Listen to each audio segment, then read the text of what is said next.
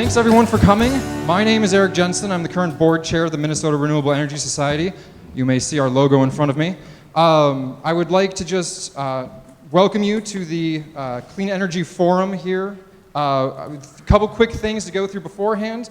First off, if you're hip and cool, then you'll have your cell phones out throughout this debate, I'm sure. Please make sure to mute those. Also, if you're on Twitter, we are using hashtags MPLS Mayor and MPLS Energy Forum.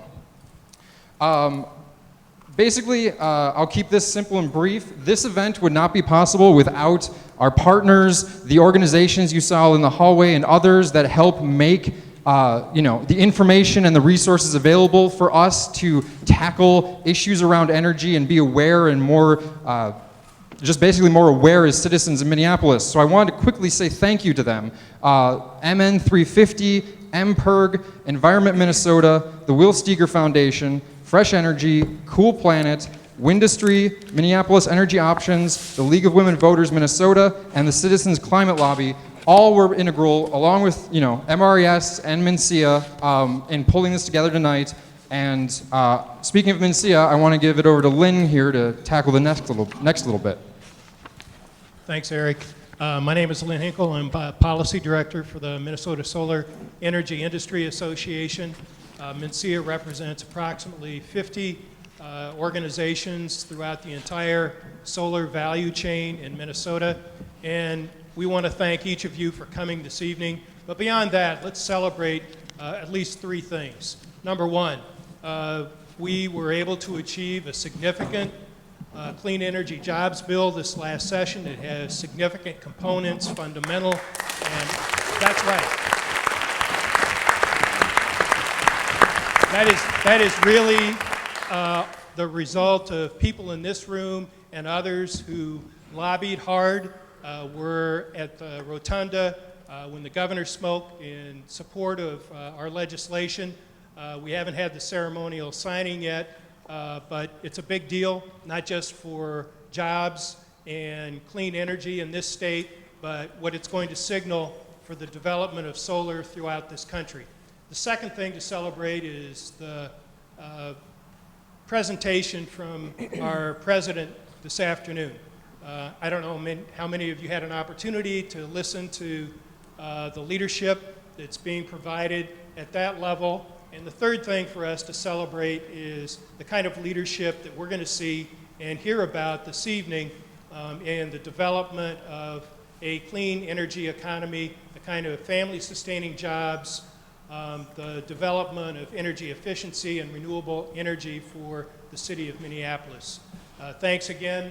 I'm looking forward to what our candidates have to say about setting the stage for a new process of clean energy in Minneapolis. Or perhaps it's not new, the extension and the further development. So with that, I'll turn it over to Dustin. Thank you again, everybody, for coming out tonight. My name is Dustin Dennison. I am a proud and privileged board member of the Minnesota Renewable Energy Society and a board member of MNCEA, the Minnesota Solar Energy Industry Association. I want to be very clear on our disclaimer tonight that tonight's event is not an endorsement by any of the hosts or co-hosts. I'd also like to make clear why this event is important. All of these candidates, whether or not they will continue to play a public role in our lives and in our state, either as elected officials or in the private sector, our opportunity is to hear from them, to hear from our civic leaders on the issues that are important to us. And I'm glad that we can bring to the stage these candidates and talk about the issues that are important to all of us and put environment and energy on a stage that's worthy of bringing an audience together and the issues that are important to all of us about our future. As a housekeeping note, each campaign is responsible for picking up your literature. We would gladly take volunteers at the end of the event, so please, as we've covered in our rules, no stickers on any items. Leaflets, please make sure they get picked up. I also want to thank the organizers of this event, not only the co-hosts, the hosts, but also the individuals, staff from MPERG, the shadow group from MRES, Jan, Doug, Peter, there was a lot of individuals involved in this group, Lynn, John, for helping put this event together. Thank you.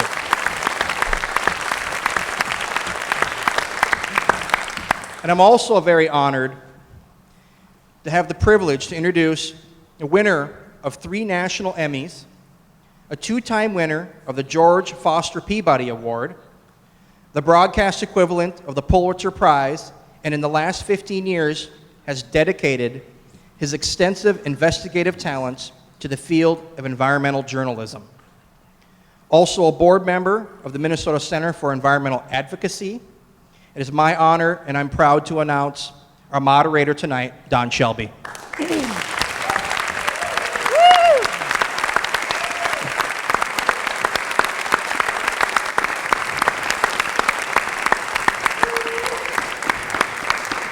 Thank you very much, everyone. It's a pleasure to be with you tonight. This is the right place to be. On this particular occasion, as you heard, the President of the United States has made an astounding announcement today of policy from the White House directly related to the issues that we're going to be discussing today in general, and specifically, we'll be talking with these candidates about Minneapolis, already a leader in many of these areas. Now, I want to tell you a couple of things. One, this discussion can continue when we conclude. We have to vacate this building by 9 o'clock sharp, so we'll try to end at 8:30. You'll have some time to meet and greet with candidates, look at some of the displays and some of the exhibits, but we have to be out of this building at 9 o'clock. We also will continue the discussion if you care to join us at the Lowbrow, which is at, I think, just up Nicollet, 46 or 43rd. It's just up the ways a little bit. And if you want to take part in that, you can. We're going to start now officially, and what I'm going to do is dispense with honorifics and with titles. So there are a lot of council members, former commissioners. That gets to be a little difficult to keep track of. So tonight, the honorific is candidate. They're going to be spoken of as candidate. X candidate, Y candidate, Z. So we're going to get to it now. And the first thing I'm going to do is sit down. The second thing I'm going to do is ask a question that I think should be asked of every candidate for office in the United States of America. This is not a question that requires a 2-minute response. It requires just a show of hands. In the last 100 years, there has been, by consensus and by all models and all science, a rise in temperature in the planet Earth. How many of the candidates assembled here tonight believe that that rise in temperature is due to human inducement through the use of fossil fuels and land management? May I see a show of hands of those who believe that is true? Everyone here. Thank you very much. That's not a litmus test, but it should be asked of every candidate for every office in the land because so many people have denied the science, and by denying the science, we can get nowhere. These candidates have been in debate before. This is not their first rodeo, so what we're going to do is ask a question of the first candidate, and then we will proceed down the line and ask the next question of the next candidate, and then they will all have 2 minutes with which to respond with possible follow-ups. I think that everyone understands this. Everyone has been prepared with the questions ahead of time. They know what the questions are. And so we're going to begin with the subject of solar candidates. Minneapolis residents have shown a strong interest in solar energy, and this year the state legislature has put forth policies to grow the industry in the state. What part do you see the Minneapolis mayor playing in developing the opportunities of community solar gardens, solar on public and private buildings, and the economic benefits of solar? And please be specific in your answer. Candidate Samuel. Thank you, and thank you for entertaining me and us tonight here at Washburn. It's appropriate that we're in a school on this issue. I think the mayor can do a lot. First of all, let me say thanks to the legislature for all the work it's done for advancing the state in this important issue with policies like the solar program and net metering and the solar garden program. And so I think that we now have to respond. And I think a mayor can play an important part in that. I think we can advocate for the use of solar energy in city buildings and public buildings. Thanks to Mark for raising that issue. And especially in schools, it could be a great educational tool. That's why I think being here is so ironic and important. Young people can get educated on the issue. And then I think the mayor can promote and champion by holding press conferences and demonstrations, and we can put incentives in utility bills for the community to participate in things like solar gardens, which will allow them to gain benefit of having a solar panel in a cooperative kind of garden if their houses do not afford the opportunity. And so I think, I would like to be the mayor that champions the use of solar, and especially in communities where people actually could do with the economic opportunity of reducing their energy costs. Thank you very much. Candidate Winton, same question. Thanks. Good evening, everyone. I'm Cam Winton. Let me come to the question in about 10 seconds, but first, let me do a few things. First, let me give you a disclaimer. I work for Duke Energy. One of my customers is Xcel Energy, and I think it's important in the course of this race that candidates be candid about the professional and business involvements they've had. I think some other folks on the stage have not always been as candid, and so I want to put that right up front. I work for Duke Energy. One of my customers is Xcel Energy. And with my colleagues, I built a wind turbine maintenance company. I do this for a living. I do renewable energy for a living. I didn't start Outland Energy Services, but I was proud to join with the founder and the rest of my 119 colleagues to build that company to provide services for wind turbines across the country and increasingly around the world. We sold our company in the fourth quarter of 2012 to Duke Energy in a way that preserved the jobs of all 120 employees and enabled everybody to share in the benefits of the sale. And to this day, my day job is senior counsel at Duke Energy, where I provide legal support services for wind farms and increasingly solar farms across the country.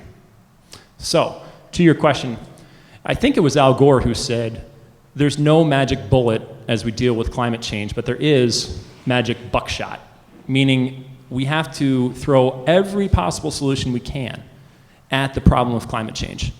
And the reason I got into wind in the first place was because I wanted to do my part to address this pressing issue of our time. And solar, yes, is one of the important ways that we can address climate change. Solar, wind, biomass, hydro. I'm really intrigued about tidal power. It's probably 15 years out. But as we do all these things, we have to remember that we have to work within certain frameworks. We have to deal with reality. And for reasons I can get into in a moment, solar in downtown Minneapolis is not going to be one of my priorities. Don mentioned one of the other candidates' proposal. The numbers there simply did not add up. I would direct everyone to the Star Tribune's coverage of one of my opponent's proposals. The numbers just don't add up. It was a supporter of one of my opponents in the crowd at his kickoff event or his press conference who flat out said, these numbers don't add up. So we need to make sure the numbers add up as we do this. Thank you very much. Candidate Cherryhomes. Thank you very much, and thank you all for being here this evening. One of the things that I would like to do first is to build on our status as a solar American city, and I'd like to compliment the council members who are with me here this evening for the work that they've done in getting Minneapolis recognized as a solar American city. You know, the fact of the matter is that we should not be disagreeing about these initiatives. We should all be finding ways to work together on this, and whoever is elected mayor of Minneapolis needs to pledge to work with each and every one of us as we make our city more sustainable. And to do that, I want to work on the Solar Gardens initiative. I've already talked with 2 private property owners in North Minneapolis who are very poised to do this. I'm doing that now because I believe that we have a huge opportunity with the Solar Gardens. I also would like to provide zoning and density incentives to businesses and residents for installing solar systems on their properties. And I think the city needs to lead by example. We should set an annual solar energy production goal, and it should be measured. We should do it with city installations on city properties, and it should be underwritten by the payback. But the other really difficult thing that I want to focus on and that I think we need to do is make solar real for and available to lower income communities and citizens in our city, like our senior citizens, who may not be invested or engaged in it right now. In the community that I live in and used to represent on the council, if you were to talk to most of my neighbors, they wouldn't know what this was all about. It's perceived that solar and opportunities of solar are the purview of people that have more opportunity. We have to figure out how do we make it real for lower income communities, for lower income homeowners. And I think the state of California has some great examples of tax incentives and subsidies and programs that really bring the solar opportunities to other people in our city who might not normally be able to participate in that. And I think that that's the leadership that I would like to help provide as mayor. Thank you very much. Candidate Andrew. Thank you. I've devoted a really big part of my life to environmentalism, all the way back to my college years as a co-founder and the first president of MPERG and the Minnesota chair of Earth Week at the University of Minnesota, later as the staff person to the Senate Environment Committee, and then as an elected official, elected 5 times. I created the recycling program that all of you participate in today. I was a leader on getting the county to look at light rail transit as a way to mitigate the impacts of vehicle-caused air pollution contributing to climate change. I was the creator of the Midtown Greenway, which was a strategy to encourage more hiking and biking and transit in our city. I've devoted much of my life to this work. As a candidate for mayor, I am the only candidate who has actually said something about the environment. I proposed putting solar panels on all city buildings, park buildings, and school buildings because it is time for the city to set an example and do what we need to do to get the public, to get private industry, to get the utilities, to get our citizens and residents on board knowing that they can have confidence that the city is going to play a leadership role. We can do solar. This is a really exciting time to be an environmentalist, a really exciting time. Cost of solar is getting more viable, making it more viable for programs. We have concepts like solar gardens being articulated in our communities. Think about this, a shared array in a neighborhood with grid-connected subscribers to that. It's a brilliant idea. It is going to drive massive amounts of public awareness and support for these programs as time goes. And the economics for solar have gotten much, much better. It is an exciting time. Part of the reason I'm running for mayor is because I am the only person up here with any pedigree on environmental leadership whatsoever. People who are on the council, with the exception of Cam, I apologize to Cam. And Cam has been very much of a leader on wind energy and ought to get credit for that. But I want to make sure that we all understand that it is our shared responsibility as policymakers and as citizens to advance our environmental goals. I have proven that I can do that. I've proven that I will do that. And I have an active proposal sitting on the table to deliver several megawatts of solar power over the first 3 years of my administration. Thank you, Candidate Andrew. Candidate Hodges, same question. Thank you very much. I think there are 4 key things that the mayor needs to do in regard to solar energy. First is to have a long-term vision and a long-term plan. I am proud of the work I've done on the City Council on our long-term vision and plan. As a matter of fact, on Friday, I will be voting on the most recent version of this climate action plan. I'm proud of our LEED certification requirement on city buildings as we do projects, the solar array on the convention center. So first, we have to have that long-term vision. Second, we need to push as hard as we can with Excel to meet our city's 10% renewable goal, which means getting as much local renewable as possible, which will rely on solar. We have to push to use local manufacturers and labor as well. Third, we need to lead with efficiency to make sure that we are getting the maximum effective use of the investments that we make in solar. We want to make sure we have buildings that are at maximum efficiency. Any plan we have has to start with incorporating efficiency into the mix. And finally, we have to incorporate it into the city's budget. But for that, any plan needs sound numbers, and that's my arena. I am chair of the budget committee. It's a great goal to have solar on public buildings. But the real goal is to have substance on that, make sure the numbers are good. I'm not going to put a plan out there for you where the numbers don't add up. We need to make sure we have realistic cost estimates for how much it costs to put smaller solar arrays on buildings. And we need to be sure that the public buildings that we're talking about can actually take that level of solar on them. Many are in shade, many can't take a solar array. 160 buildings is a lot. There's far fewer than that can actually take solar.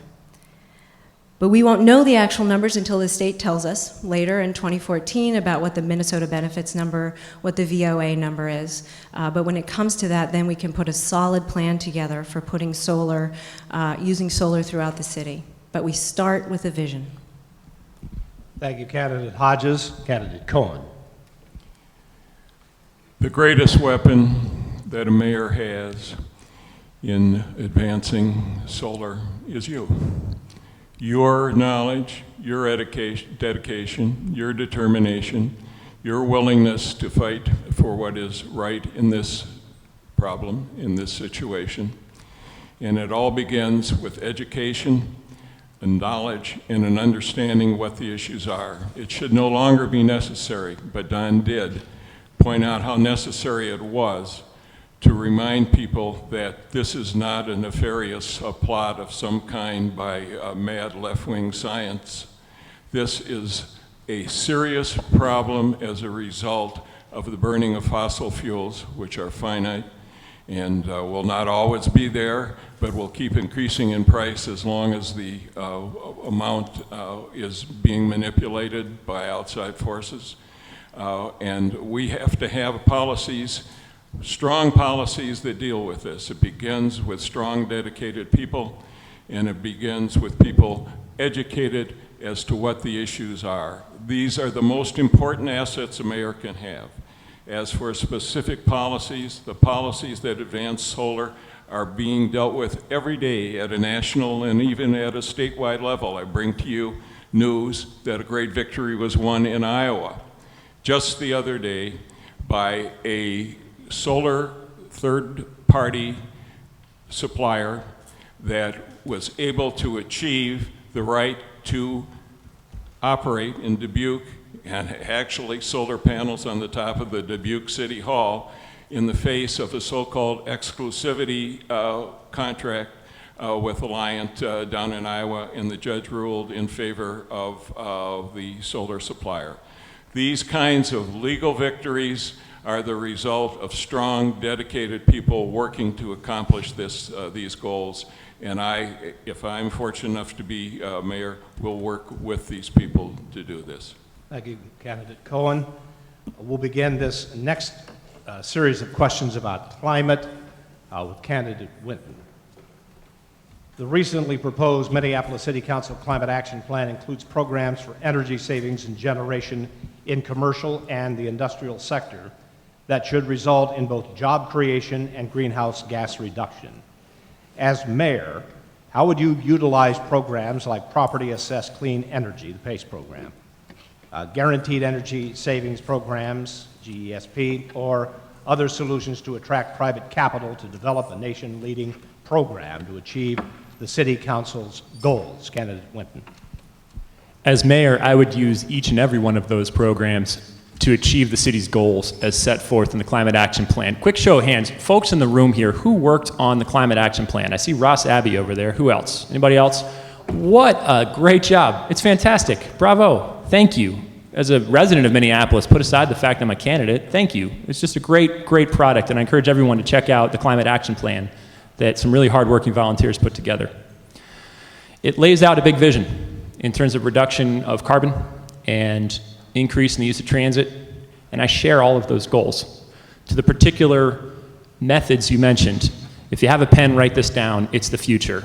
PACE, Property Assessed Clean Energy, PACE finance. Anyone see the article in the New York Times the other day about the use of PACE over in Edina on the roof of a, I believe it was a gas station or an auto body shop? And the gist of it is, the city, in our case, of course, it'd be Minneapolis. If Edina can do it, we can do it. Minneapolis would issue bonds. Money flows in. Minneapolis hands the proceeds to the owner of a property. The property owner takes those proceeds and puts in renewable energy generation facilities, in this particular case, solar panels. Over time, the property owner saves money, and the bonds are paid back via property taxes on that property. It's a lien. It sits with that property. And what's great about it is it provides a guaranteed stream.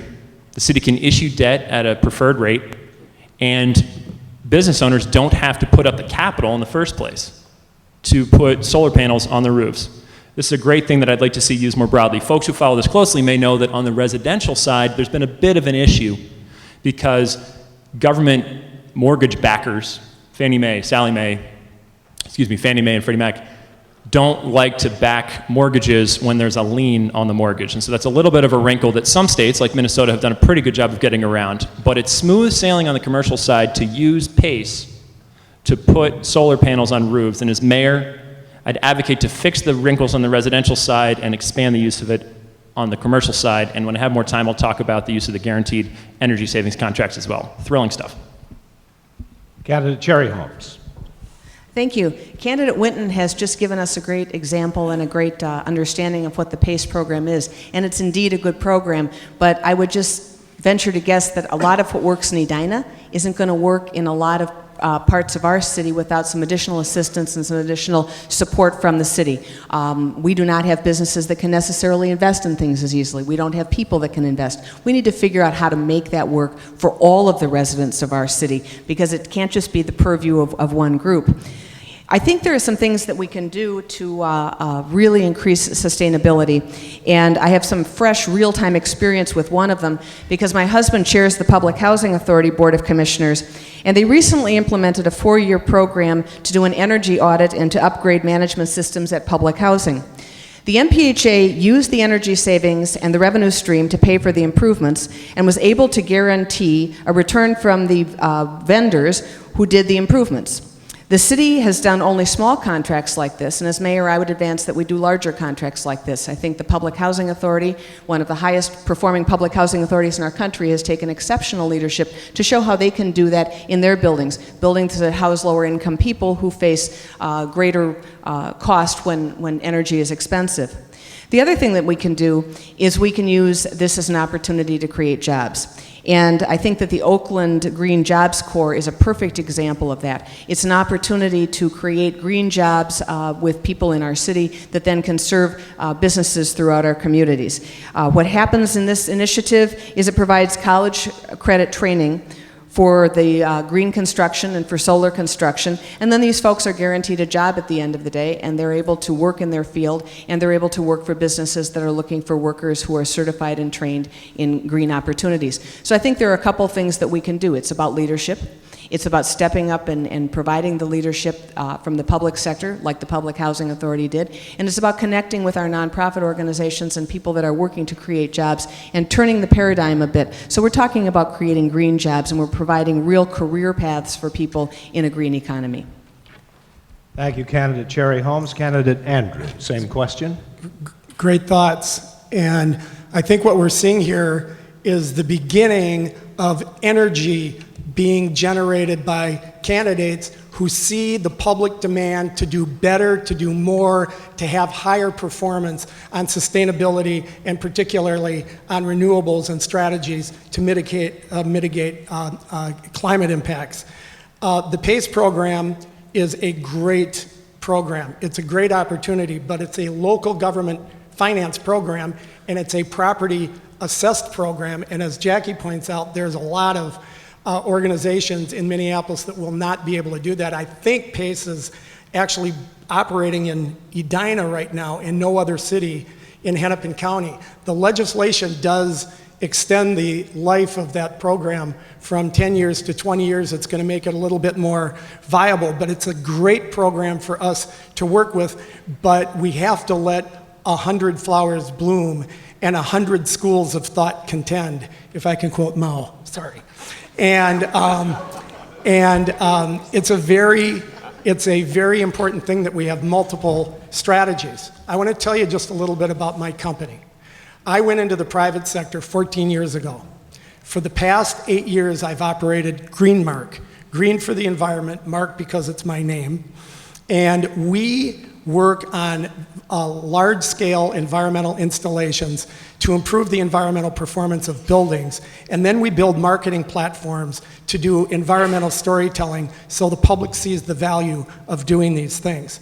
Our little company has been fairly successful. And one of the reasons we are is that we're coming up with creative ways to finance projects. I am working with a client right now, a fairly large entity that's trying to do solar. We're trying to do the first major solar project in this community, and they can't make it pencil because of the current economics.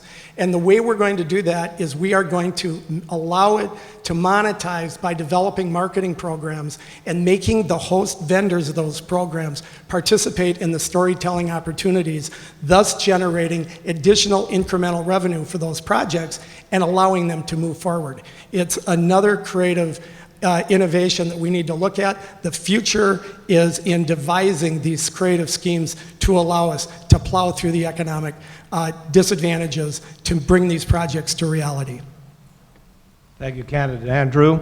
Candidate Hodges. Thank you. As mayor, I will champion PACE and make sure that we can move forward swiftly. I was proud to work on it this session with the League of Minnesota Cities, getting some provisions that in our legislative agenda at the League that we could move forward at the state, and had some success with that and feel very good about that. And as Mark said, the recent legislation does extend 10 years to 20 years. That, in addition to bundling efficiency with the solar, makes it much more possible and more feasible for folks to use PACE.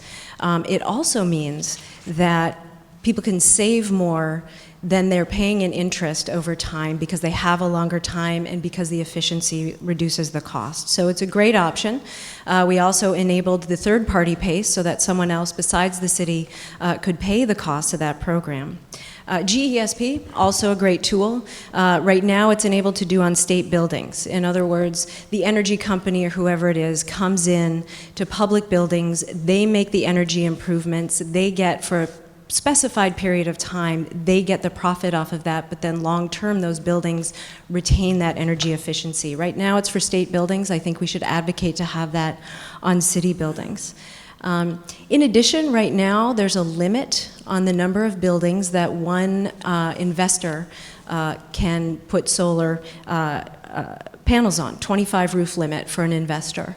And we should consider, XL doesn't like it. XL doesn't like it if we do more than that, and we should consider pushing to do more than that anyway. If you read the Climate Action Plan, there are a whole host of other strategies in here to increase the private investment, restructuring the mechanical permit fees at the city level, for example. I also want to applaud the folks who worked on this Climate Action Plan. It is going to be a great thing for me and a great tool for me when I am mayor, just as it will be in the next 6 months as I am council member. So thank you very much. Thank you, Candidate Hodges. Candidate Cohen. Well, I see a lot of heads nodding yes in the audience, and that tells me what you all believe, and I think that we all believe up here, that this is a good and effective program. We ought to get behind it. I really can't add anything to the expertise that I've heard here today. I guess I'd say if I were mayor, I'd hire all these people to run the program for me. They did a terrific job on this question. Thank you. Thank you. Candidate Samuel? Yes, also I support just about all the ideas here. I think we've gone over it pretty intensely. I can tell you that there are other things we can do locally, like I'd like to take some credit for 100 green homes being built in North Minneapolis, funded by city resources, and going to be able to attract young urban folks who are interested in saving energy and who have the kind of forward-thinking and forward-looking energy that communities like North Minneapolis needs.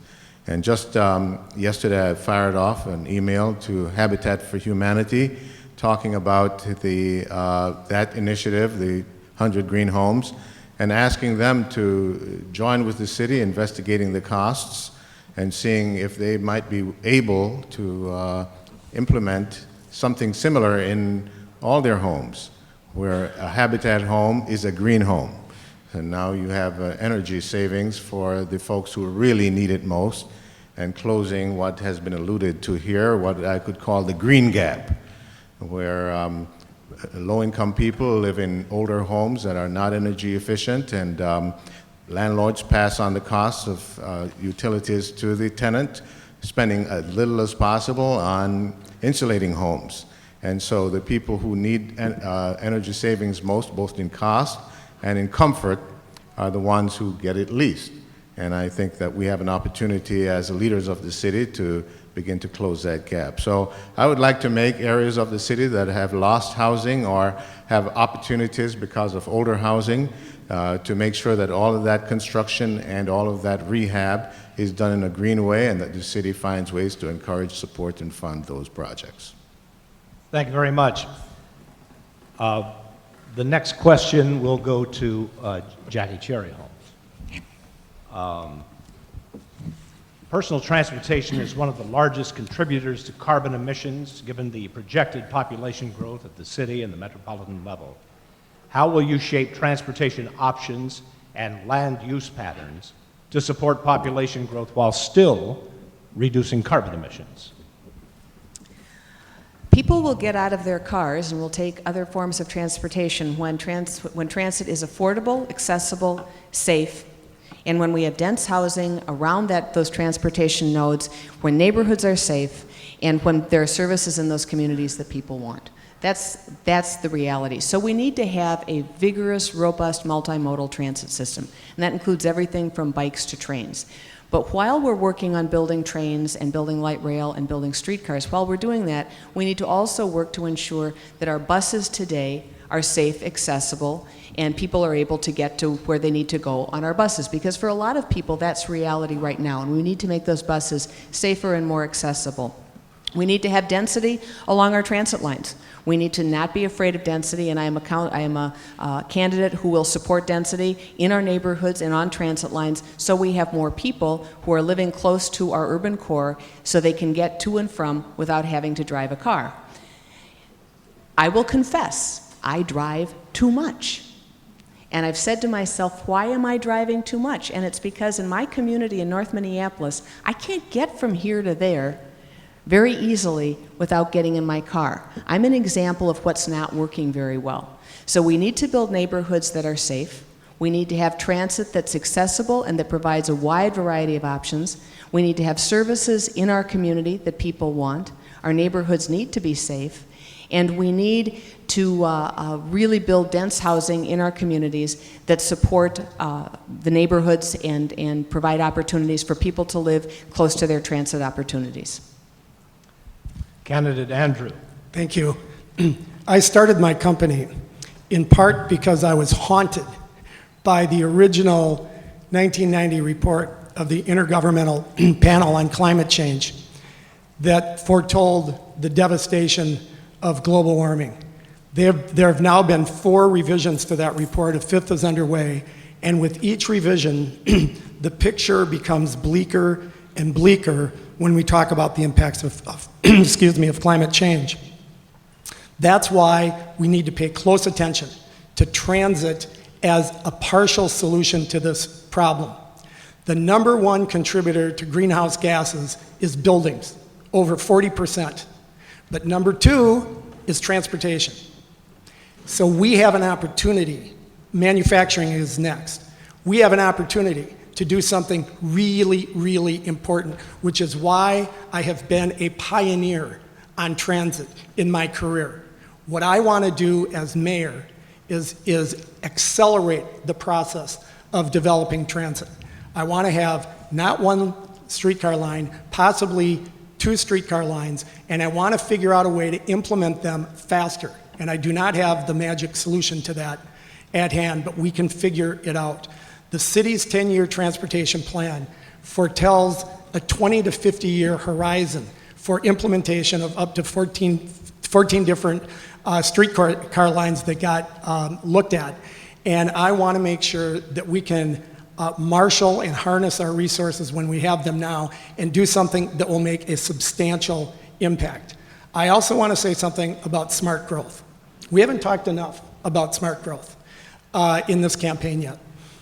If we employ smart growth strategies, which encourage walking and biking, which encourage the reuse of existing buildings instead of knocking them down, which encourage multi-use developments that incorporate shopping, retail, transit, housing, and do it in a way that allows people to traverse shorter distance to get to work, we will have done something really important in tandem with our efforts on transit expansion in our community.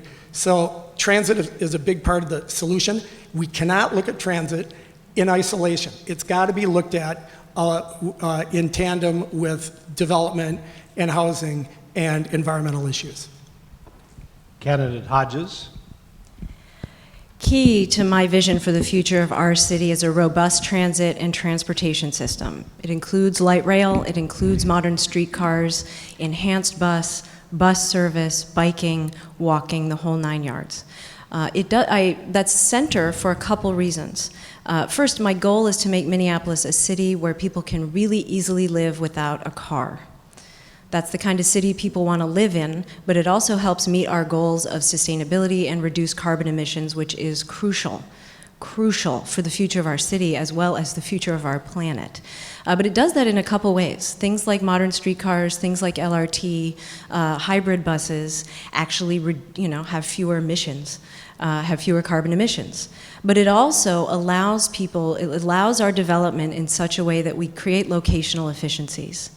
That development happens along those transit corridors in such a way that people are near the things they need. They don't need to travel far to get there. And if they do, they have a streetcar, or they have a train, or they have an enhanced bus, they have a bike.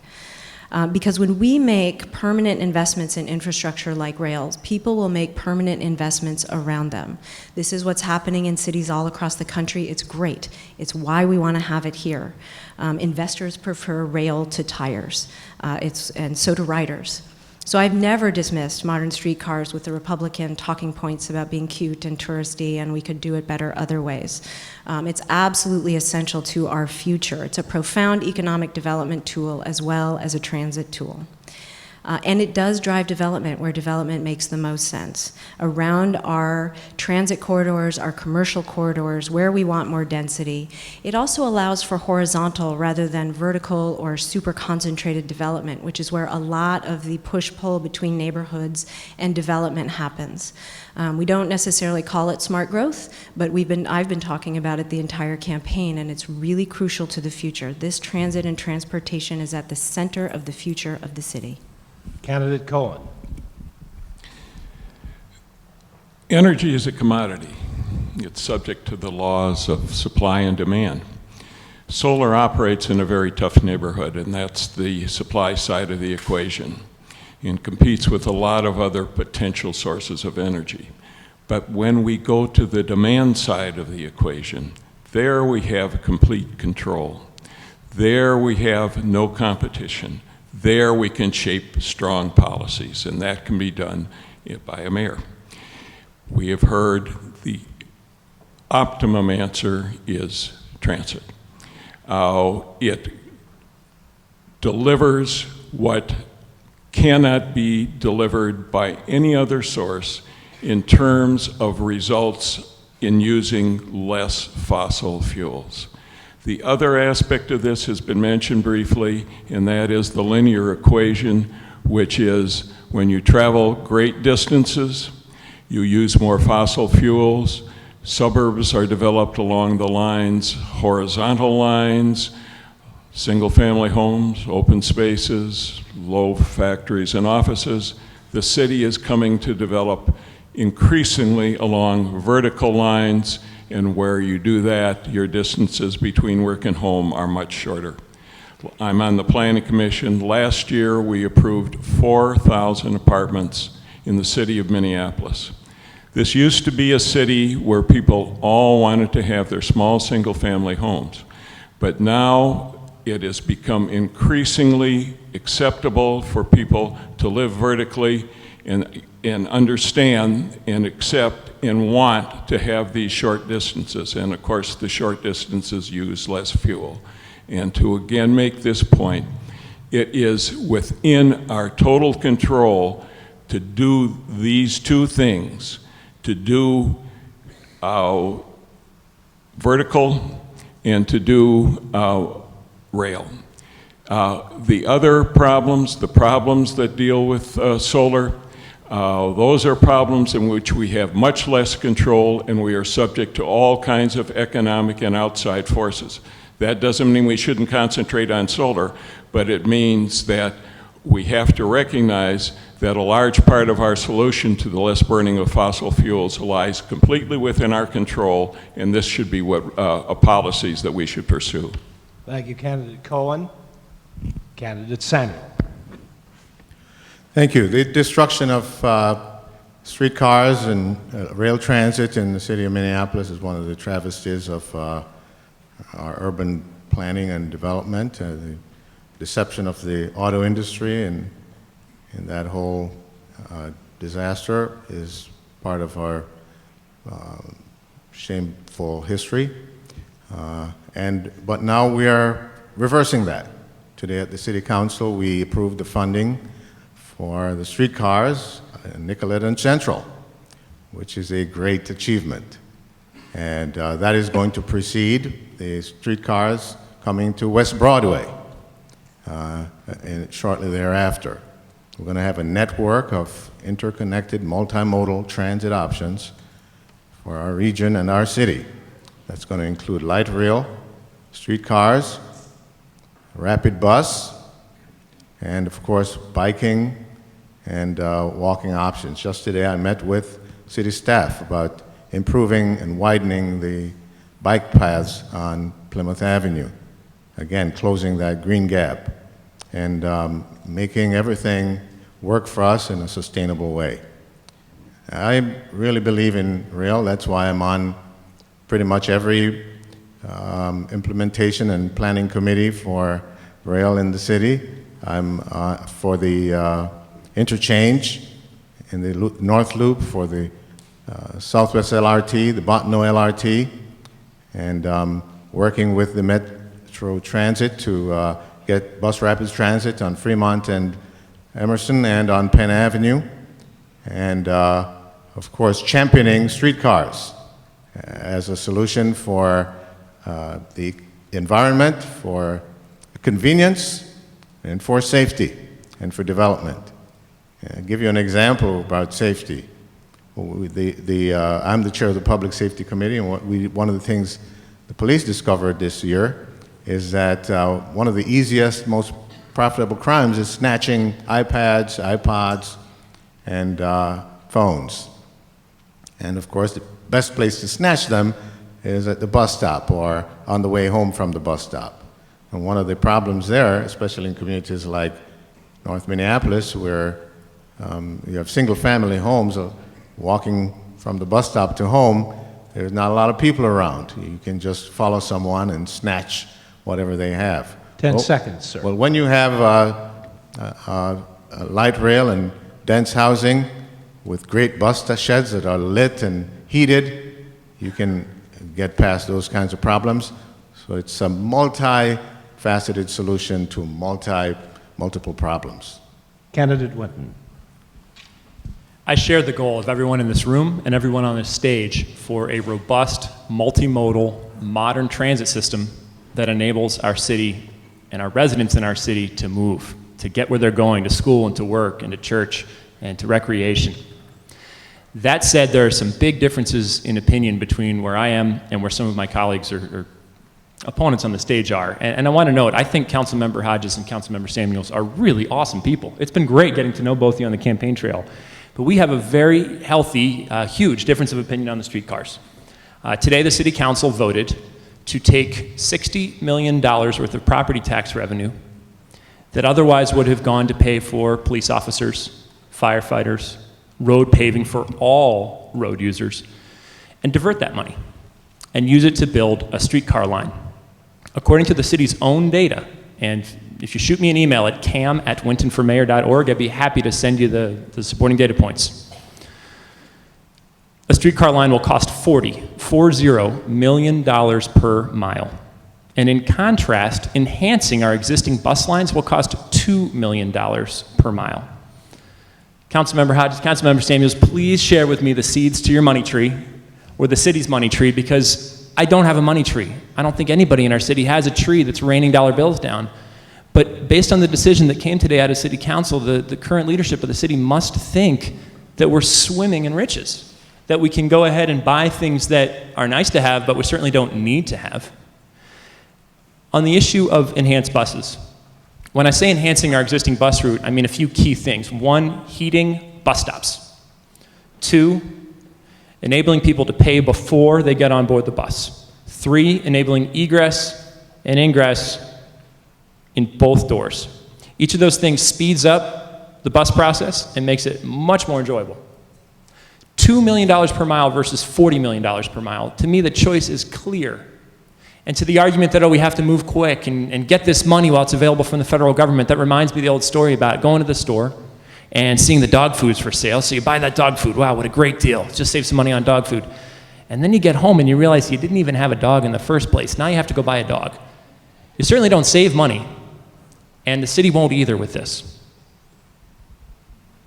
And I'm out of time.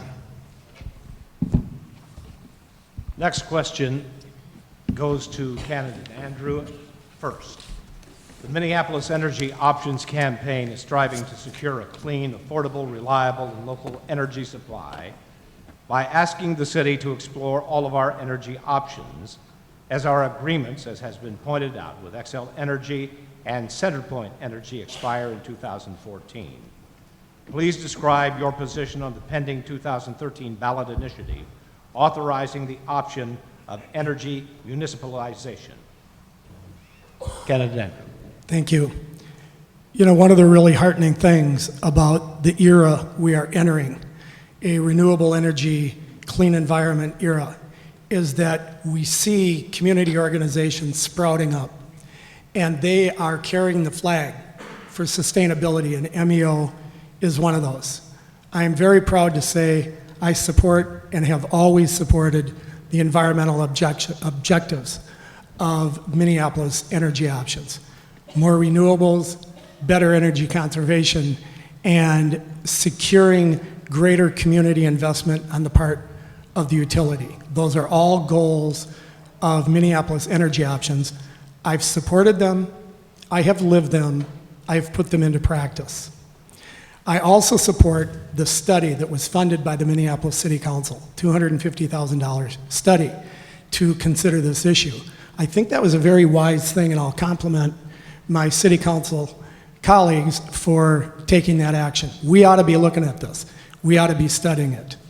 I am concerned about one thing, and that is a strategy of precipitously putting a ballot initiative on the ballot before it's ready to be presented to the public. And so I've asked that we try to work together and secure as much neighborhood support for this as possible.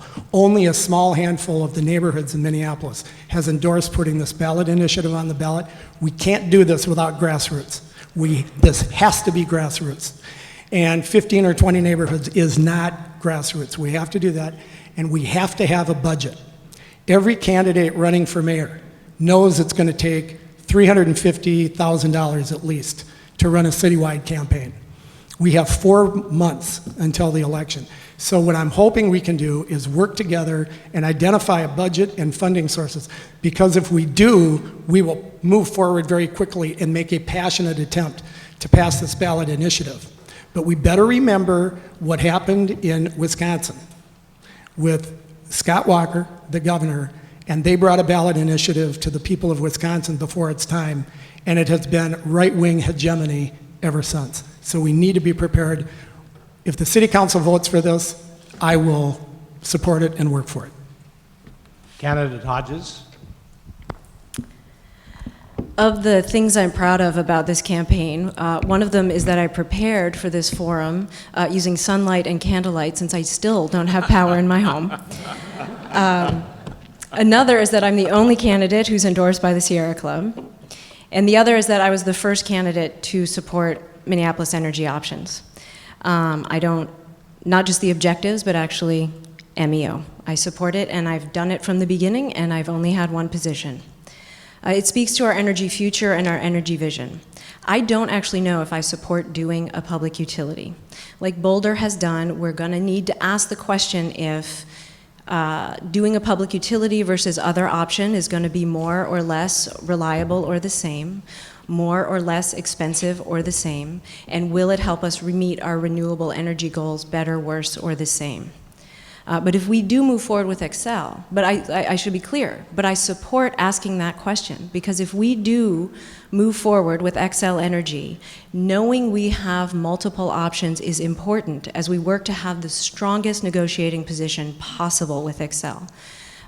With due respect to my opponents who do have Excel as a client, Excel is not a client of mine.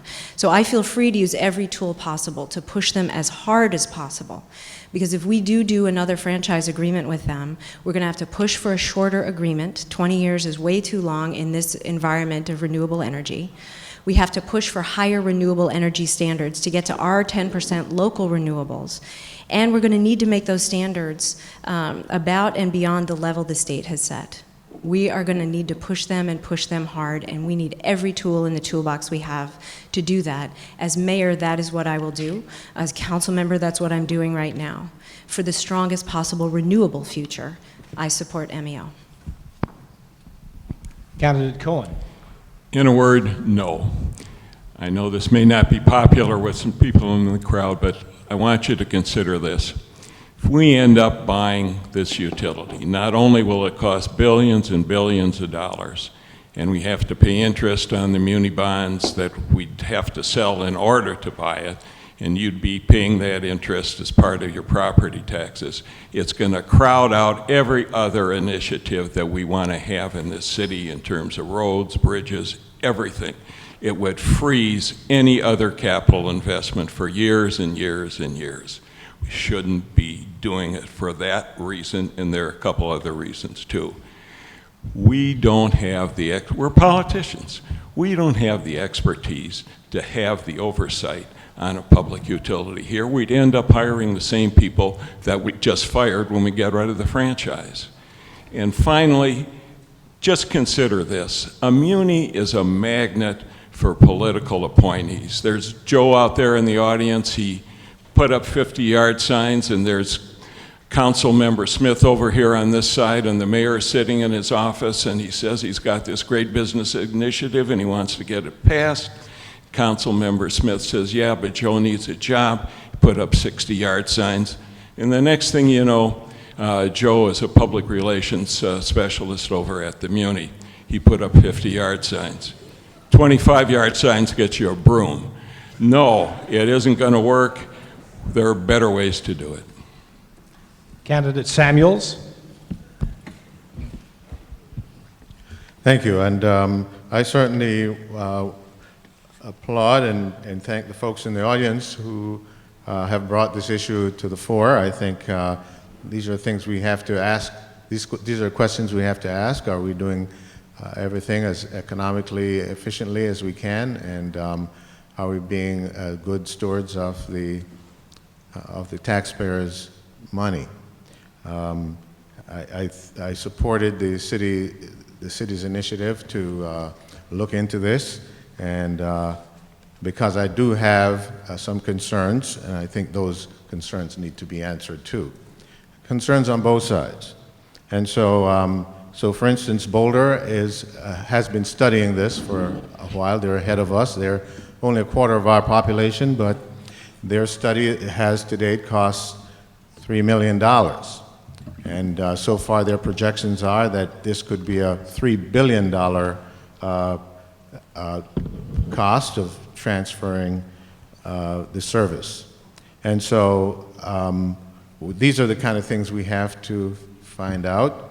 We are of course a much larger city, and so what of those are multiplied to scale, and what costs are constant. And we're going to be learning a lot from our other city who is preceding us, and I'm very interested to make sure that we are moving forward in a pragmatic and not in just a philosophically idealistic way, but that everything is being done based on spending tax dollars well and looking out for the environment that we all will share into the future. And I don't think we can just write a blank check on this thing, and we owe that. So I can't make a commitment to anything that I don't know the answer to. That is, in essence, a blank check. But one commitment I can make is that we will look at it and give it a fair examination. Candidate Winton. So I think folks are aware that at the end of 2014, we have a set of choices to make, and then we have a longer-term set of choices to make. At the end of 2014, by the end of 2014, we have to decide whether we're going to re-up with Xcel for our electricity service in the city and re-up with CenterPoint for our natural gas service in the city. For both of those, I support re-upping. The longest contract that Xcel has ever given me, though, is 5 years. When I am marketing and negotiating wind turbine maintenance services with Xcel, I'm never able to get a 20-year contract. So when I'm mayor, I'm certainly not going to give them a 20-year contract. I think 5 years is a fair maximum, but it'll be a negotiation. Once we re-up with each of those providers, and let me be clear, the reason we need to re-up with each of those at the end of 2014 is because between now and the end of 2014, there's simply not enough time to municipalize either the natural gas or the electrical utility and roll out management of each of those utilities. But once we've re-upped under a much shorter contract than the existing 20-year contracts, I absolutely support continuing to research our options. I support looking at what Boulder and other cities have done. And I support crunching the numbers to see what we can do and at what cost. We do need to be candid, though, all of us who care about renewably generated electricity. We all need to be candid about the fact, though, that if we're going to increase the percentage of power in our city that is generated by renewable sources, the price is going to go up. And I'm fine with that. I've made choices in my life that demonstrate I'm fine with that. But we cannot, we being those of us who care about that value, that topic, we can't go out into the city and say that we're going to increase the percentage of renewables and bring down the cost. Because all of us lose credibility when we do that. And not to belabor the point, but that's what stuck in my craw so much about the press conference that one of my opponents had recently with the solar plan. When the numbers were off by, he said the prices were 1/3 of what they actually would be. It decreases the credibility that all of us have as we work so hard to promote this important value of increasing renewably generated electricity. So let's not make that mistake as we look at our options for electricity. Electricity in the city. Candidate Cherryhomes. Well, I believe that Minneapolis must chart its own energy future. Minneapolis's current franchise agreements with Xcel Energy and CenterPoint have allowed for $450 million in annual revenue to both companies, and those agreements have only brought $22 million in franchise fees to the city. And whatever choice we make, whether it be to re-up or to have our own municipal energy system, whatever choice we make, we must do better than we have done. That's how I believe. I'm open to studying the municipalization of energy, and I support the study that the City Council has asked for. I think that's a good move. I think that's a prudent move. But frankly, I will tell you, quite honestly, I have a little bit of a nervousness at the city taking over something as major as an energy company. I'm not at all sure that that's something the City of Minneapolis is set up to do, and I have to be honest about that. But I am open to what the study reveals, and I think we should wait and see what the study reveals, and then we need to work with the business community, with the City Council, and with the residents of the city to choose the option that is best for our city. At the end of the day, we have to do what's best for our residents and what's best for our city. That's what we're charged with doing. And at this point, we don't know what that is. I want to wait and see what the study reveals and what the study informs us. I think that it was a prudent action to take that, to make that study, and I think it's precipitous to take any other action until we've seen what that study reveals. Thank you, candidate Cherryhomes. This next question goes, first of all, to candidate Hodges. What is your position on a zero waste program, and does it include a position on the HERC, the Hennepin Energy Recovery Center? I have made a zero waste city a key part of my environmental platform, and we need to apply ourselves rigorously to get there. And like MEO, I have only had one position on increasing burning at the HERC, and that is a resounding no. Because when we are zero waste, there will be nothing left to burn. Working toward this goal, a zero waste goal, is a better route than increasing the poisons that we send out across North and Northeast Minneapolis. I have a lot of experience working on zero waste initiatives. I initiated the city's organics recycling program, pilot program. I made sure that events in the city of Minneapolis are required to recycle. It seems strange that they weren't, but they weren't. And I just worked and was just part of the team that put together a single sort recycling project. Just got my bin a couple weeks ago, and I'm still getting used to not having to sort, but it's fantastic. Zero waste would include organics citywide when it makes sense, being able to recycle the last plastics that we don't recycle already, working with businesses to do a plastic bag ban, and working at the state and federal level to enact legislation that would require reduction of packaging wherever possible. Because when we are zero waste, really, there is nothing left to burn. Right now, over half of what is burned in the county facility consists of office paper, cardboard, newspaper, food waste. The Climate Change Advisory Group called on the state to recycle and compost 75% of our waste by 2025 to make a substantive impact on climate change. This is an achievable goal if we focus on recycling and food waste composting collection rather than expanding our burning. Incineration is an inefficient way to produce energy, and it creates minimal economic activity compared to recycling, compared to zero waste. So our future is about zero waste and heading toward it in every way possible. It is not about burning more at a garbage burner and sending more poisons out across communities that already have enough. Candidate Cohen.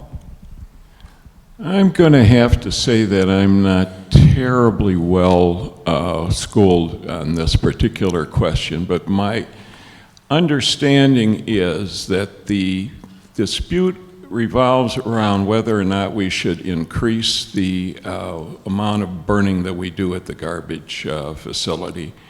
And the argument is that there are too many emissions as it is now, and we shouldn't do it, and we should find different ways to dispose of it. My concern is this. If this is the question, again, I think this may be a little over my head.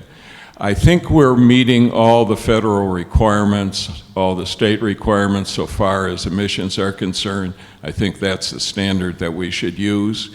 And as for not burning at all, it all ends up then in land waste, in a landfill somewhere. That's fine for political candidates in the city of Minneapolis because we don't have to deal with the landfill. But if you stick everything in a landfill, you're going to have groundwater problems, you're going to have another set of problems. So I think this involves some kind of a balance. It's my understanding that we have struck this balance pretty much now, and there's a request for some increase of some kind, and the increase falls within the parameters of the federal and state regulatory regulations, and I guess I'd say my position is I support it. Thank you, Candidate Cohen. Candidate Samuels. Thank you. Certainly I believe in zero waste is a great goal that I think is coming increasingly achievable. I was also proudly on the council when we passed a single sort system, and now I can just throw everything in one container, and my whole family now recycles instead of just me. I was the guy who was retrieving everything and sorting it, and every family has one. And so it's a great deal, and now there's going to be less waste going to the HERC. You know, when you see those plumes go up in the air, they're affecting people in the near vicinity and to a lesser degree people further away, and of course everybody downwind. But other advocates have worked really hard to reduce the emissions at the HERC to the absolute state-of-the-art minimum, and we thank them for that and are grateful that we have as clean a burning facility, but we can do better. One of the things that I discovered is that the suburbs are responsible for 2/3 of the waste that come into the HERC. So no matter how zero we get in our waste production, if the suburbs are producing, then it doesn't do the HERC any good. And so we're going to have to make sure that Hennepin County is taking up this zero waste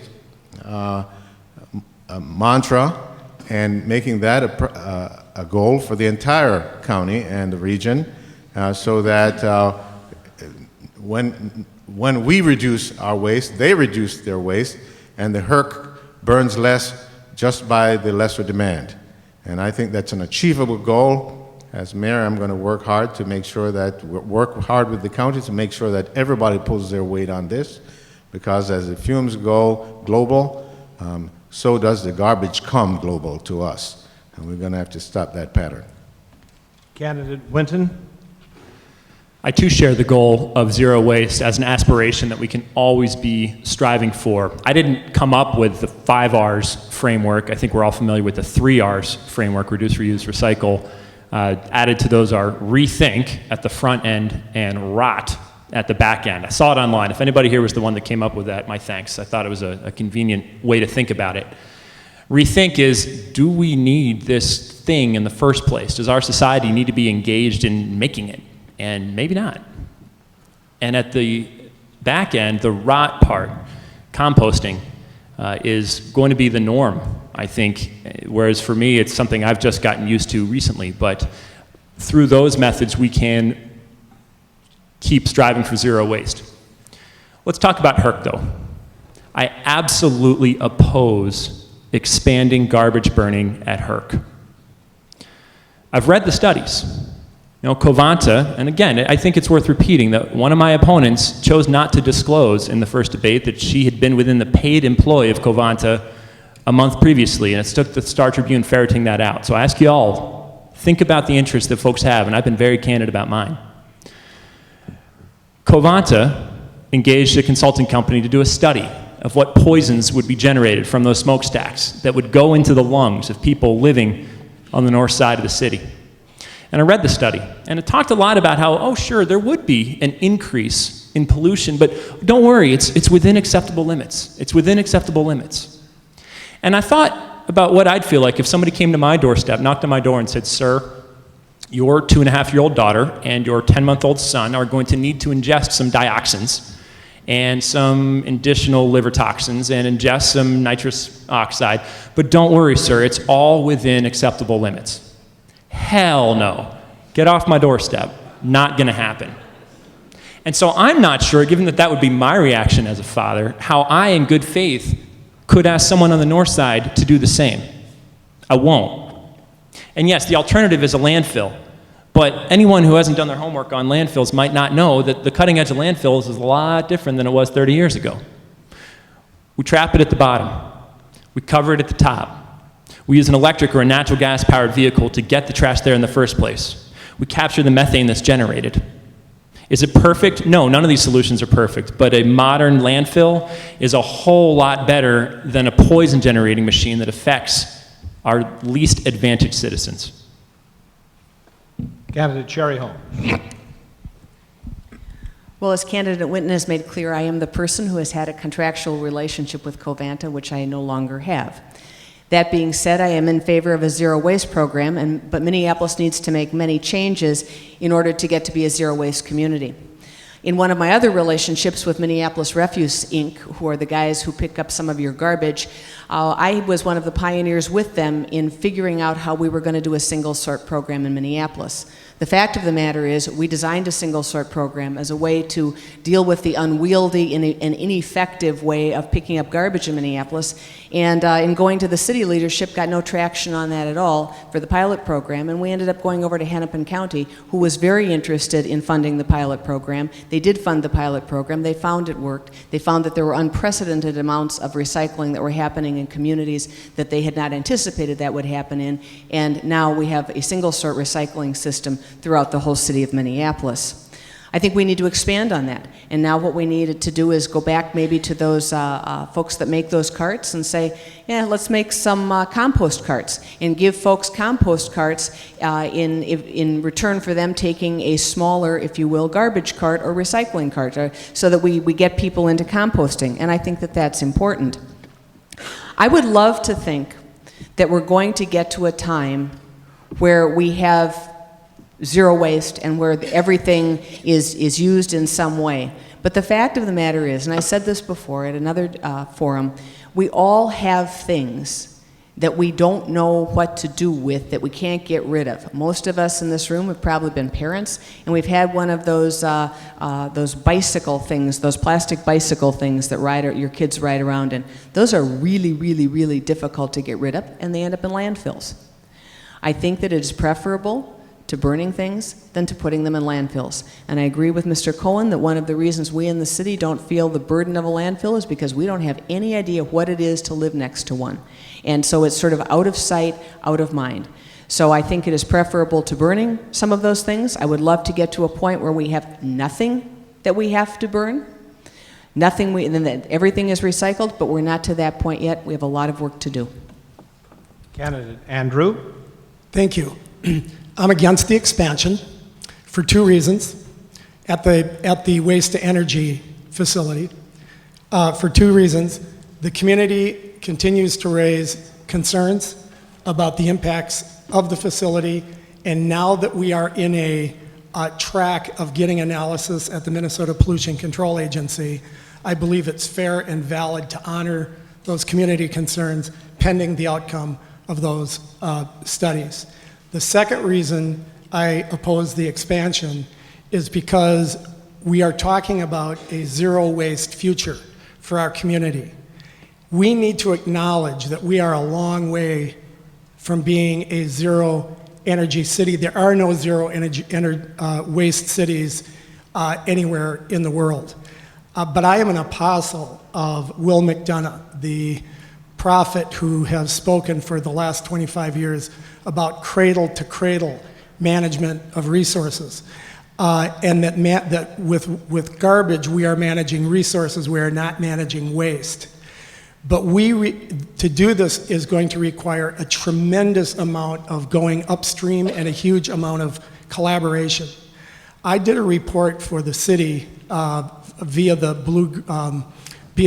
Blue-Green Alliance that proposed that we start working between cities to develop programs, between Minneapolis and St. Paul, to develop a program to buy items and commodities at both cities on a joint purchasing program that were environmentally benign as a way to start us on that track. If we're going to be a truly zero waste community, it's going to require collaboration, it's going to require big thinking, and it's going to require action. And I have to say to maybe a gentle prod to my friends on the city council. These are people who have done nothing on this issue while they have been in office. The city's recycling program has gone backwards. Minneapolis has the lowest recycling rate in Hennepin County of all the cities. We don't have it, there are 12 cities with composting in the county. We're years away from having that in Minneapolis. We need to be proactive, we need to take action, and we need to start moving to a zero waste economy. Thank you. It is my prerogative to ask a question that is not on your list of prepared questions, and I'm going to do so now. It's propitious that it falls to candidate Cohen to answer the question that is not prepared. Just my luck. It is.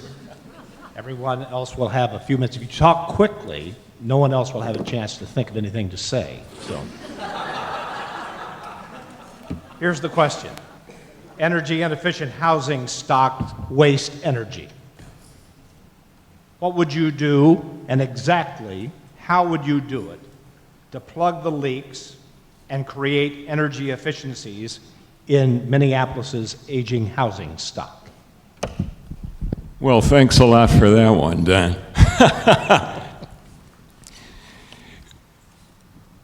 I think that we need to deal with the problem which you have laid out, which is legitimate, by assessing on a home-to-home, block-to-block, neighborhood-to-neighborhood basis, specifically what needs to be done, and either by ordinance or by supplementary programs or by whatever is necessary, do what has to be done to, in fact, plug these holes and make these houses energy efficient. We can't continue to go along and say that we are an energy conscious, solar conscious community unless we address our own problems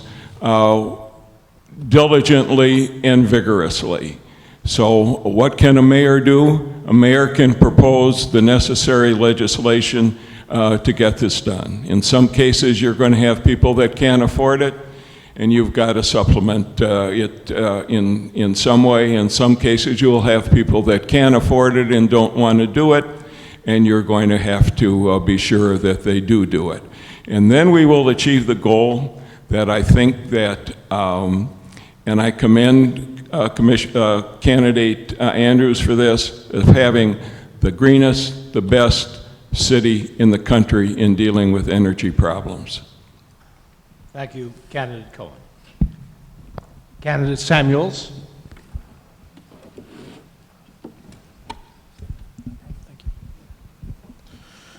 Well, this is a great challenging question because there are always costs attached to these kinds of things, and I'm just going to be driving your taxes up if the more costs I talk about. So I'm going to try to be very careful. But I think a mayor can do things. I talked to you about the 100 green homes and the possibility of getting our Habitat and other nonprofit builders to move in that direction. But there are also rehabbing homes. And I think that that's an opportunity when there is a rehab project that is being funded by the city for us to set standards that are green and that qualify at the highest levels of efficiency. Also, I believe that as I hinted at before, one of the biggest areas of challenge for this is investment property. Homeowners who pay their own utilities and who can control that by how much they invest in insulation are incentivized to insulate their homes because it all comes out through the roofs and the walls. But if an investor wants to spend $30,000 buying a foreclosed home, the kind of money that it takes to do that is not much, and someone without the resources to invest in insulation can buy a home and don't add anything to it. Don't add much. Just get it on the market, and then the renter freezes or pays the astronomical bill. So we have to find ways to hold investors accountable to levels of efficiency as part of the code and the building code for them to meet before they can get that rental license. And I think we can find ways to measure that so that vulnerable people do not end up paying astronomical amounts for their heating and cooling. Candidate Winton. I'm the only candidate on the stage not coming from a background in government. I applaud and honor the service of my opponents, and for heck's sake, I'm trying to get into government. So I look forward to serving in government as your mayor, if you give me that honor. But that said, since I'm not coming from government, since instead I'm coming from the renewable energy business, I'm bringing a different set of experiences to this. And so I see a solution that nobody else has mentioned yet. And it's engaging the private sector to front the money for the improvements necessary to make our older housing stock more energy efficient, and then letting the private sector share in some of the benefits that flow from the cost savings. Folks may know that Honeywell, homegrown, Minnesota-founded Honeywell, and a lot of other companies too, do this type of work across the country and around the world. They front the money for the improvements necessary, and then they get a cut of the savings. In Chicago, Rahm Emanuel, of course the mayor now, has created the Chicago Infrastructure Trust to do exactly that. And so it's very difficult to go to Honeywell and say, Honeywell, fix 4882 France Avenue. But it's a lot easier to go to Honeywell and say, Honeywell, I, as mayor of Minneapolis, want you to front the money for energy efficiency improvements on 1,000 Minneapolis houses. And we'll have homeowners, residents, sign up to be part of that project. The mayor has a remarkable platform to make things happen at scale. And so as mayor, I'll make sure that the private sector is engaged at scale to front the money for this sort of thing, sharing the benefits, so that we don't have to hit anybody with the stick of an ordinance, we don't have to raise anybody's taxes to do it, and we can still achieve the goal of more energy efficient housing stock. Candidate Cherryhomes. I'm not in favor of ordinances and rules making people doing things. I'm not sure that is always the best way to do it. But I do think that we have to have standards for rehab. We have to have standards that promote green rehab and make our homes energy efficient as we rehab them. And in the neighborhood that I live in, that's a very real thing. I live with old homes all around me, and the question is, as Councilmember Samuels so well put it, are the people that are rehabbing these homes doing them to an energy efficient standard, or are they just sort of doing the little, buff and puff and moving some people in? We need to make sure that they are rehabbing them to a standard and an energy efficient standard that then doesn't saddle the person who's renting there or who buys that home with exorbitant energy costs. We also need to have financial incentives. The reality is there are a lot of people who can't afford to make energy improvements to their homes, and we need to have financial incentives for them. Years ago, we had what was called the This Old House program, where if you renovated your house, your property taxes stayed at a certain level to compensate for the fact that you had put money into your house and you had done work on your house. I think we need to think about financial incentives and tax incentives so that people can afford to make these repairs. The other thing that I think we need to do, too, while I'm not in favor of demolishing properties, I'm a rehabber and I believe in rehabbing old homes, I think we need to change our public policy so that we aren't demolishing property, but rather we're deconstructing properties when we do have to take them down. Minneapolis is far, far, far behind cities all around the country in establishing a public policy around deconstruction as opposed to demolition. Deconstruction is a green job for the people that are deconstructing that house. It's providing work for them, and it's a green way of dealing with some of the vacant properties that we have in our neighborhoods that are not suitable to be rehabbed. Candidate Andrew. Thank you very much. One of the things that we need to do, again, everybody's kind of looking at the financing opportunities. If we look at the most effective thing we can do to mitigate the impact of global climate change, it's making buildings more energy efficient. And serendipitously, it's also, in many cases, the cheapest thing we can do. Making our homes more energy efficient is sometimes really inexpensive and doesn't require any major financing. It's about caulking, it's about window sealing, it's about controls, it's about doing simple things, it's about energy efficient lighting. And a big impact can be made in those dwellings without any financing. That requires public education, and believe it or not, I know everybody here is an expert in one area of energy or another, but out there in the community, a lot of people need public education. It's partly why my company exists. So we need to do the public education. The financing piece of it ought to come from a combination of sources. Using, as Cam has described, the so-called energy service companies like Honeywell or Johnson Controls or other big companies who come in and do these energy efficiency programs is sometimes really expensive. And actually, Cam, sometimes it's better for the government to do it because they can get cheaper money and they can do it more effectively. But both private sector and public sector solutions on financing ought to be on the table. Next, the regulatory environment needs to be properly managed, and a mayor is in a wonderful position to work collaboratively with other taxing jurisdictions and the legislature to approach the regulators to get regulatory programs effected with organizations like utilities that make it more economically worthwhile for those families to do that kind of rehabilitating. 10 seconds. Finally, tax-favored status. I'm a big believer in rewarding good behavior.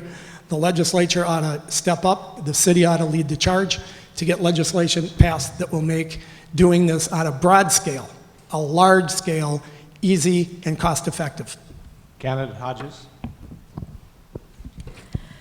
Well, I like this question because the answer to it is great for the city and the people who live in the city. Because when we talk about these initiatives to retrofit already existing homes, in particular, already existing buildings, we're often talking about the commercial buildings. That's, for example, PACE can be used for commercial buildings. And we know that of the commercial buildings, 70% of the emissions come from the Class A buildings, the skyscrapers downtown. And so they've gotten a lot of focus. I've worked with Senator Franken's office on his Back to Work Minnesota initiative, talking and working with those downtown businesses.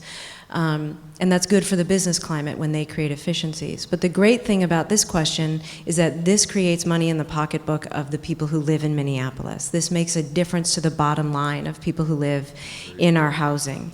And so I think there's a few things that we can do to help make this happen more, to help get more efficiency out of our housing stock. I was on my neighborhood organization for 4 years. I was chair for 2 of them. One of the best programs that we had through NRP was a revolving home loan fund. And we would loan money to folks who were doing projects on their home, often ones that were about creating more efficiencies in their home. If we scaled that up, let's say we were in the midst of renegotiating franchise agreements with utilities like Xcel and CenterPoint, we might want to consider asking them, as part of our franchise agreement, to put some money into a revolving home loan fund program that we could manage at the city. We could scale it up, we could scale it down, we could think about how to do that. But it would create a resource for folks who could then use it to create more efficiencies in their home and work with the utilities to figure out what the best ones would be for each individual homeowner. There is indeed a role that our regulatory function can play here, that as we, the city has properties ourselves, and we can and we do require efficiency in the city in the properties that we own ourselves, and we can, increase that, but also have requirements for folks who are building new in particular, but also remodeling and rehabbing, to have that expectation, because our housing stock is a valuable asset to the entire city as well as an asset to the person living in the home. And we learned that through our mitigation for the airport issue. When we finally won that lawsuit and the airports were forced to do the mitigation on those homes, we found out that our housing stock is an asset in total as well as individually. So there's a whole lot of options there, but all of them speak to the bottom line of our pocketbooks, which is fabulous and important. Thank you very much, candidates. And now I'd like to give you 2 minutes each, starting with candidate Samuels, to convince this room that you would be the best candidate for mayor on the issue of energy efficiency, climate change, and the subjects that we have dealt with here today in these questions. Begin with you. Well, I'm the candidate who best understands the interconnectedness between all of the issues that we're concerned about, especially the communities that are left behind. Again, there is a green gap, and I am the person who is going to be most effective in using the tools that we have discussed today, whether it be transit, whether it be greening of homes, whether it be green gardens, who's going to be able to use those tools to close that green gap for myself and my neighbors and for the entire city, and bring a kind of green justice to our city so that nobody is left behind in this. And I tell you, there are a lot of great things that have happened in our city and our world. And in fact, we have one of the greatest cities with the greatest gaps. And the greatest tragedy would be if we become the greenest city with the greatest gap. And so now, who is going to be the person with the heart and the mind and the determination to make sure that the city greens together, that people get jobs, that children learn about these issues and become included in our community and become wage-earning, professional, fully employed people who are going to join us in all of our ecology efforts. I'm that candidate, and I promise you that I will bring the whole city together, working with the county, working with the state and the federal government to make sure that we are all partners on every level, collaborating, caring about those who need the help the most, and understand that there are people out there who can't afford to make some of the changes that we are making, like buying my Prius. A lot of people can't buy a Prius, they buy an old clunker. 10 gets seconds. 12 gallons a mile, 12 miles a gallon. So these things have to be thought about. Who's going to be the candidate that brings these things to the table? I will. Candidate Winton, why should the people of Minneapolis vote for you for mayor? In Minnesota, if you've ever been out to the Buffalo Ridge in southwest Minnesota, it's one of the most beautiful sights you could ever imagine. Stretching into the distance, it's wind turbines as far as the eye can see. And then all along the southern tier of Minnesota, there are more and more wind turbines going up all the time. And a lot of the companies that own those wind turbines, whether it's SXL Energy or down to Minwind, if you're not aware of the story of Minwind, look them up out in Luverne, Minnesota. Those companies trust me and my colleagues to make their wind turbines work. Right now, I mean, this very moment, as we sit here in this auditorium, those turbines are spinning. And a year ago, they were spinning. And 10 years from now, they'll be spinning. Because my colleagues and I get the job done. It's very easy to sit and talk about goals and things we want to achieve. It's a lot harder to lead an enterprise where people actually go out in the real world, make it work, reduce carbon output, and do it in a way where the numbers work. And that's what I've done. I want to apply that mindset to leading City Hall and leading our city government. Yes, on energy efficiency, and yes, on energy, and on transit, and across the whole range of functions that City Hall leads on, in providing basic services, in making sure that businesses can start here and grow here, in making sure that our school system is world class. And I know the purpose of this debate today is to talk specifically about the green issues, but we have to remember that they exist interconnected with all the rest of those issues. And so I encourage you to learn more about me. WintonForMayor.org is a shameless plug for my website, and I hope you check that out. But to return to the topic of green energy and transit, just to recap some of the things I talked about here today. I absolutely support continuing to look at our options as we go forward in the renegotiation with Excel and Centerpoint.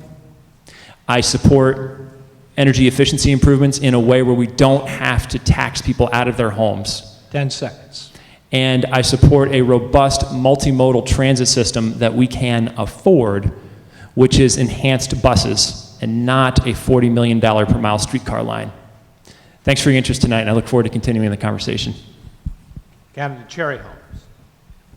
Thank you.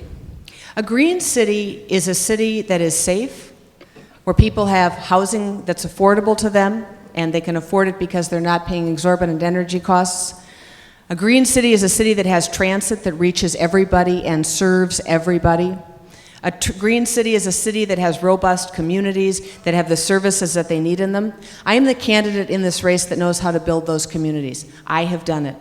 I've created jobs, I've built housing, I've put together communities, I have done smart growth, and I can take you to the places that I've done it throughout the city of Minneapolis, and I'm proud of what I've done. One of the things that I am really troubled by when we talk about green opportunities is the lack of green awareness, the lack of conversation about that with communities that are lower income or that don't have as many opportunities. And that really does come down to issues of communication. And Minneapolis has done a really not very exemplary job about communication, and I'm going to change that. I'm going to make sure that we have an office with the Director of Environmental Affairs. I'm going to make sure that there's a place on our website that is solely dedicated to initiatives that folks can take to make their homes and their properties and their neighborhoods greener. I'm going to look to having better methods of communicating with people, because if people don't know, they can't go do it.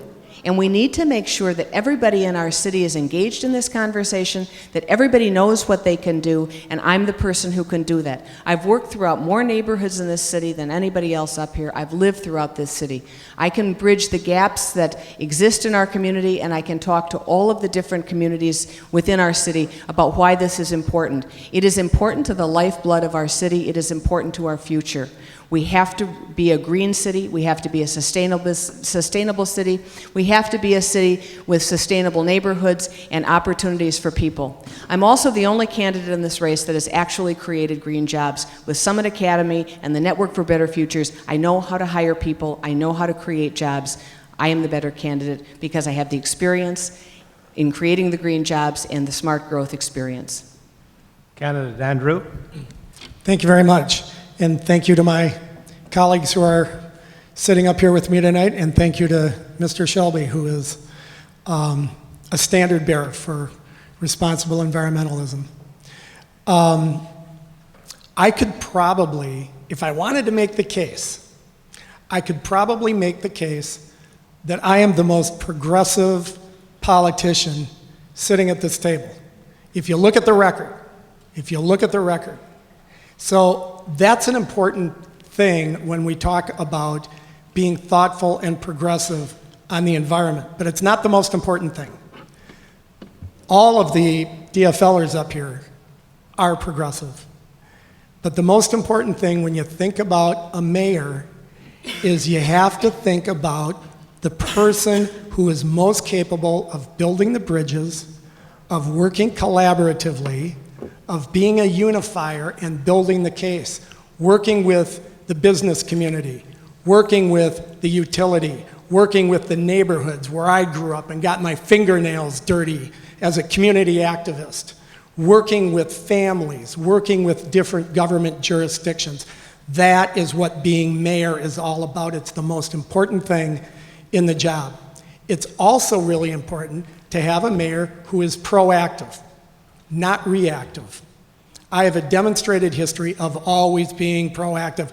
Indeed, I'm the only candidate up here who's actually proposed an environmental initiative in this campaign, incredibly. And I'm a proactive guy. I build things to scale, I do them big. I am not a marquee come lately on the environment. I've been doing this stuff a long time. I know how to get it done. My #1 campaign platform is make Minneapolis the greenest city in America. You know I will. You know I will do that if I'm elected mayor because it's in my DNA, it's in my genes. I love this issue because it creates prosperity. It cleans up our communities. It engages people. It's one of the most fundamentally important things we can do as public servants, is go out and beat the bushes and convince our friends and neighbors and the regulators and the government and the business community that this is what we have to do. It is the future of our city. Thank you. Candidate Hodges. Thank you. Well, we are at a crossroads, Minneapolis. As we grow and develop our fantastic city into the future, we really have to decide if we're going to move forward into the 21st century building a city by doing what cities do: transit, recycling, the public good. Or are we going to go back to the false choices of the 90s where we thought we had to burn garbage or give large businesses subsidies to make sure that they would come here and stay here? And that is true in the conversation that we are having today. Our energy future does not need to be controlled by large and powerful utilities. We must negotiate, we must work from a position of strength, the strongest possible position for our renewable future as we move forward together doing that. It's why I support MEO, and it's been a large part of the conversation we've been having here tonight. But we also need to make sure that we are moving forward for everyone, every neighborhood, every person, without exception, because we have to make sure our energy and our environmental future is for everyone, every neighborhood, every person, no exception, and that it is healthy for everyone. So I'm proud to have the Sierra Club endorsement. I'm the only candidate here with the Sierra Club endorsement because of those values and principles. I am proud of the work that I've done at the city on transit, on making a zero-waste city, on the energy investments we've been doing, and the investments in our public buildings that we are doing already. I am proud of the leadership that I am showing here by saying no more burning at the HERC and yes to MEO, and that has been my position the entire time. And I am proud of the platform positions you can all read about at betsyhodges.org, about the actual proposals and platform proposals I have. You can read about them in depth there. Because it's going to be important. The mayor has to have these values and this set of principles at the center of her leadership. That is what I offer you. It's what I've been doing, and it is what I will do, and I ask for your support for mayor. Candidate Cohen. Tough question. The three greatest jobs in America are mayor of your city, governor of your state, president of your country. They're the only ones where the minute you step into office, you're in a position to be in control, to make a difference, to do the job. You're not just part of a party, you're not climbing up the legislative ladder, you're not waiting for somebody to kick off. You're there, it's your job. And of the three of them, the best one is mayor, because you're out amongst them every day. They see you, you see them. They judge you, you judge them. The ones that voted for you, the ones that voted against you. They're pushing, you're pushing. It's the greatest thing there is. I don't know if I'm any better than anybody else at this table. I'm impressed by all of them. It's an honor to be here. I'm proud of all of you for coming out of here. Half of you don't even have your electricity yet. I just got mine 2 hours ago. I mean, this is a big deal that you would come out here and listen to us talk. I'm just glad to be a part of it. I know I could do the job. It's a great job. It's a great challenge.